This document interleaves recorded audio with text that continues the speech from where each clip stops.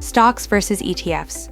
One share can mean one company, while one ETF share can mean a fund pool. A recurring viewer question is, should I buy stocks or ETFs? The answer starts earlier. What claim are you buying, and what risk comes attached to it? Investor.gov is exact here. A stock gives its holder a share of ownership in a company. That doesn't guarantee a return, a dividend, or even that the company survives. My first wrong guess was that an ETF is a safer kind of stock. It's not a magic category. It's a fund share, so the next question is what the fund holds. Exactly. The label tells you the wrapper, not the whole exposure. Today we will separate ownership, diversification, trading price, and the documents that answer the rest. Keep one sentence in your pocket. A share isn't a strategy. The job, the holdings, the costs, and your own time horizon decide whether a holding belongs in a plan. So the first win is smaller than a purchase.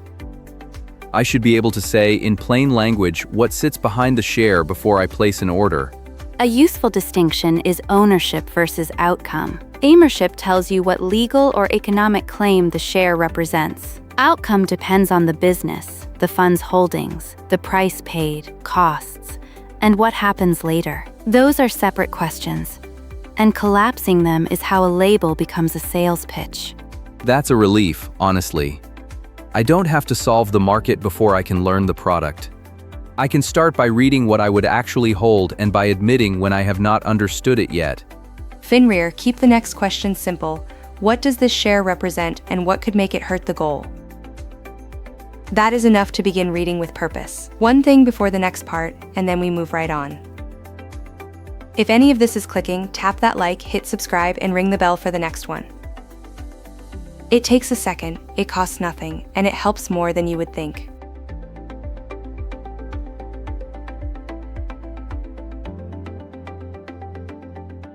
Raman joins us for the fun side of this question. What an ETF share actually gives you. If the fund owns 100 companies, do I own a tiny piece of all 100?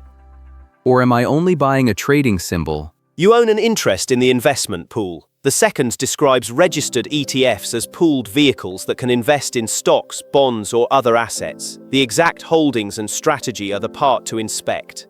That's why an ETF isn't automatically diversified in the way a viewer may mean it. A fund can focus on one sector, one country, one asset class, or use a complex strategy.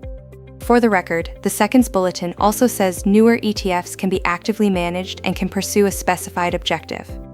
The wrapper doesn't tell you the objective for free. That's less glamorous than a ticker, but more useful. Before calling something broad, I should check whether the fund is broad across companies, sectors, countries, or none of those. Read the summary prospectus and then the full prospectus when needed. Objectives, principal strategies, risks, and costs are not legal wallpaper. They are the product description. That's step 5 of the investment map. Read the terms. A familiar label can conceal a very unfamiliar risk profile. There is also a boundary worth keeping. This lesson is about registered ETF structure, not a promise that every exchange-traded product works the same way. If a product uses leverage, inverse exposure, commodities, or another complex design, slow down and read its specific documents. So the word ETF is a starting signal, not a conclusion. It tells me where to begin looking, and then the objective and holdings decide what kind of exposure I'm evaluating. Alina, the record gives us the boundary. An ETF is a structure.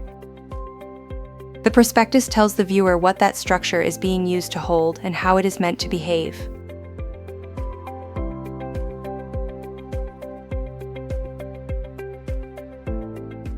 Here is the part that changes the feeling of the choice. Owning many names isn't the same as owning many independent risks. Picture Jordan, an early 30s saver with a new brokerage account. Jordan isn't choosing between a good label and a bad label. Jordan is choosing how much of one company or one theme can move the plan. Diversification can offset some stock holding risk, but it can't promise that a portfolio will not lose value. It's a way to avoid making one outcome carry the whole story. Hang on. A fund with 50 companies in the same narrow industry could still rise and fall together, right? Could a fund with many names still leave you concentrated in one risk? Count isn't the whole test. Look for concentration by company, sector, geography, asset type, and the fund's stated method. A basket can still put all its eggs on one shelf. The other side deserves respect. A single stock can be a deliberate, researched position for someone who understands the concentration and can afford that risk. It's not automatically irresponsible. It's simply a different loss shape. That makes the portable test clear. Don't ask whether an ETF or stock sounds smarter. Ask what would have to go wrong for this holding to hurt my goal. For Jordan, the next step isn't to calculate a perfect allocation on this show. It's to separate money needed soon from money intended for a longer goal. Then ask what concentration would mean if one company or theme had a bad year. Elena, that changes the question from what might rise fastest to what risk I could carry without turning one headline into a crisis for the rest of the plan. There is a useful thought experiment before anyone compares products. Remove the ticker symbols and replace them with plain labels. One company, a concentrated fund, a broad fund, a bond fund, cash for a near-term need. The labels do not decide the answer, but they make the exposure visible. Then ask whether the goal would be damaged by a sharp decline in any one label. That is a more honest starting point than treating every dollar as money that can wait indefinitely. That also gives a viewer something to write down before a broker meeting. The goal date, the amount that cannot be delayed, the holdings already owned, the risk they are trying to avoid, and the document they still need to read. It is not a formula that spits out a ticker. It is a record of the facts that make a financial question personal, which is why a general education channel should stop at the question and send the individualized answer to the right professional.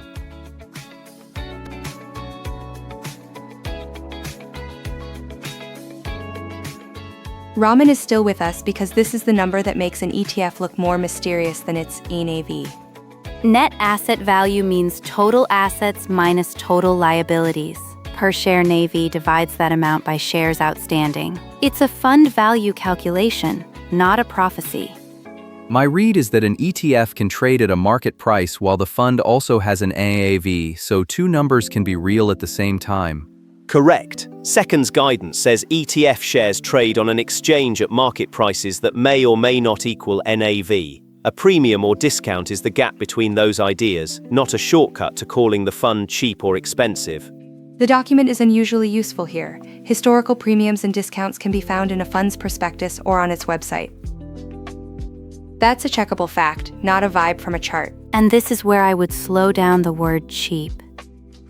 A low share price doesn't tell you the fund's holdings, costs, risks, or fit. It's like judging a used bookstore by the number on the door, not the books inside. Two numbers, two jobs. Market price tells me where shares trade. NAV helps describe the underlying fund value. Neither one replaces reading the fund. A premium or discount can matter, but it doesn't settle the decision alone. It's one fact among holdings, costs, liquidity, objective, and your reason for owning the fund. Treating one visible number as the verdict is the same mistake we started with. That's the mid-video check for me. Before I chase the number moving on a screen, I need the document that explains the thing behind the number. Keep that thought, because the actual reading checklist is next.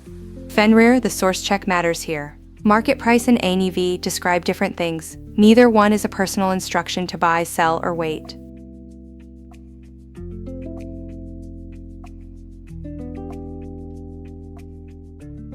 The cleanest comparison isn't stock versus ETF, it's this. Can you explain the investment's objective and risks without leaning on the label? The second's own closing checklist begins with the prospectus. It names objective, principal strategies, risks, costs, and historical performance if there is any. That's the reading order I would use. Like asking a waiter how a dish is made before ordering the mystery special. The menu title isn't the ingredient list. Exactly, but don't stop at ingredients. Ask what the recipe is trying to do. Track an index? Seek income? Concentrate in a sector? Use derivatives? Those are different promises with different risks. Sarah's document rule applies. Save the official prospectus, not a clipped social post. If the objective and the holdings tell different stories to you, pause and ask the broker or a licensed professional to explain the difference. And if the explanation needs 10 buzzwords, that's information too. I don't need to prove I can endure confusion before I decide not to act. That's the right boundary. Education should make a question clearer, not pressure you into a product. One more practical filter. Distinguish a fund's objective from its recent performance. An objective tells you what the fund says it's trying to do. A past return describes a period that already happened. Neither sentence gives a personal recommendation. And if I can't find the primary document, I should not fill the gap with a creator's confidence. I can ask the sponsor, broker, or a qualified professional where the official disclosure lives. The prospectus is not exciting, but it is specific. Specific beats confident when money is on the line.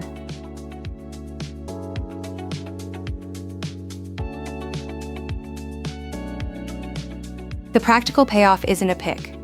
It's a better conversation before an order becomes real. Could we make that a short list someone could take to a broker without pretending the broker should make every decision for them? Yes. Start with the money's job and the date it may be needed. A short-term goal can change the entire risk conversation, regardless of whether the screen says stock or ETF. Then ask, what exactly do I own? What are the principal risks? What does it cost to own or trade? And how will this order execute? Those questions turn marketing language into answers. My notebook version is shorter. If I can't explain it, I can't evaluate it. That's not timid. That's the whole point. For a personal recommendation, taxes, or an allocation, use the appropriate help. A broker can explain an account or order process. A licensed advisor or tax professional can address the facts of your situation. Bring the documents and the questions. The broker conversation can be concrete. Ask whether the product is available in the account you hold, what order choices are available, what fees or expenses are disclosed, and where the current prospectus and fund reports can be found. Write down the answer and source. That's a better use of help than asking a stranger for a ticker. I'm bringing a defined question, a document, and the limits of what I know. The answer can be checked later. One last detail for the record. A good question has an owner. Ask the fund sponsor for fund documents, the broker about account or order mechanics, and a qualified professional about advice that depends on your personal facts. That is a real next step, not a verdict dressed as one. I can slow down, name the gap in my understanding, and get an answer from the person or document that owns it. For example, a viewer can bring a fund's name and current prospectus to a broker and ask 4 bounded questions. What does this fund say it owns? What are the principal risks? What expenses are disclosed, and how would an order execute in this account? That is not asking someone else to predict the market. It is asking for information the account holder can check, preserve, and use alongside their own goal and timeline. There is a difference between asking for information and outsourcing judgment. A useful broker conversation can explain the mechanics of a limit order, whether a fund is available in an account, or where a prospectus is stored. It cannot turn a generic video into personalized advice. Your facts still matter. When the money may be needed, how much loss could disrupt the goal, what other holdings exist, and whether taxes or account rules change the picture. Those are precisely the details to take to a qualified professional when the decision is personal. I like that division of labor. The fund sponsor tells me what the product says it is. The broker tells me how the account and order work. A tax professional can explain a tax question in context. Then I am not asking one vague question, what should I buy? I am asking several answerable questions, and I can save the documents that answer them. That is more work than a hot tip, but it is work I can repeat the next time a new label catches my attention.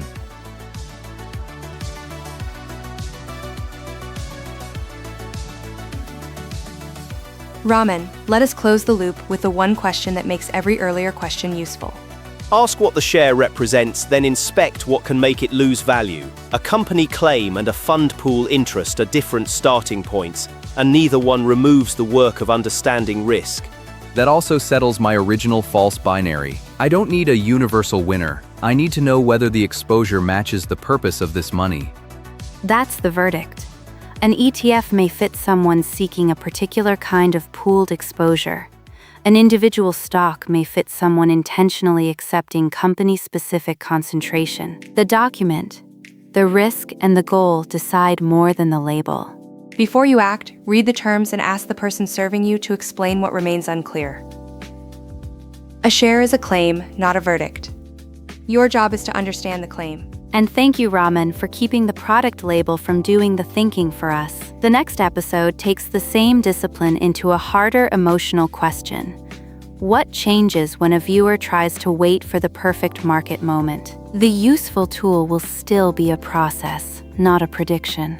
I'm keeping the plain language test. If I can't describe the ownership claim, the main concentration, and the reason for holding it, I'm not ready to confuse action with progress. Carry this into every investment conversation. First name the claim, then name the risk, then read the terms. That order turns a catchy label into a question you can actually answer. One small rule keeps the whole lesson honest. An investment label can be useful shorthand, but it cannot do your reading, set your timeline, or absorb a loss for you. If this gave you a better way to read an investment before acting, like and subscribe for the next step in Investing Explained. What is one investment label you have seen that you now want to translate into its actual holdings and risks? Thanks for learning with us. Take care and keep the question in front of the decision.